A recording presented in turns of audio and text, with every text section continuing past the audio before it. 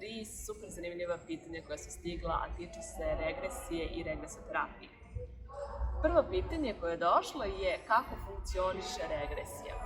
Hajde da probam da nešto da se dešava tokom 2,5 sata sažmemo jedan kratak video. Dakle, regresija funkcioniše tako što prvo uđete u jedno stanje duboke opuštenosti, tu vas uvodi vaš terapeut. I kada dostignete to stanje, imate pristup nečemu što je nelinearno vreme, dakle vreme koje ne teče samo u jednom pravcu i možemo sva vaša sećanja, sve utiske, sve doživljaje da aktiviramo pristupujući vašem podsvesnom umu gde se sve one nalaze pohranjeni.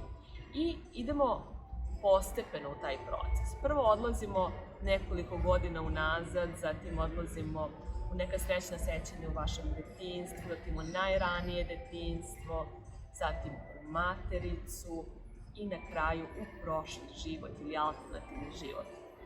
Naravno, ovo je najčešći put, ne mora da znači da svi prolaze ceo taj proces. Nekada ljudi dođu zbog nekog događaja koji ima svoje uzroke pre 10 godina i onda odlazimo tamo i nema potrebe da idemo u ceo proces.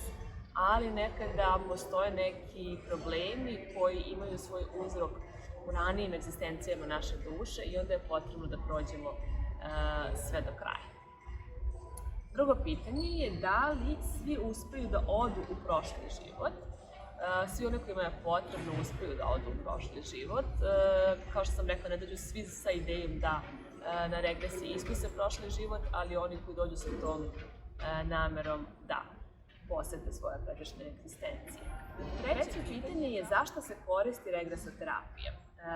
Za najrazličitije stvari. To može da bude da biste razrešili neki problem koji postoji ako vi vučete iz ranijeg perioda, pa moramo da odemo, da regresiramo do trenutka kada je on nastao. Ili može da bude zato što ste zaboravili gde ste nešto stavili, pa je potrebno da se vratimo u poslednji trenutak kada ste to imali u svom životu i onda je veoma lako da se to nađe.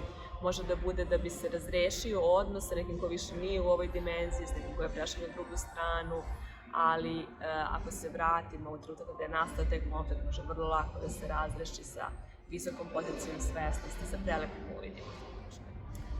Javite se i izložite šta je vaš problem, šta je ono što vas muči, šta je promena koju želite da stvorite i popričat ćemo da li je regresija najbolji model ili je možda to hipnoterapija ili meditacija i tako dalje.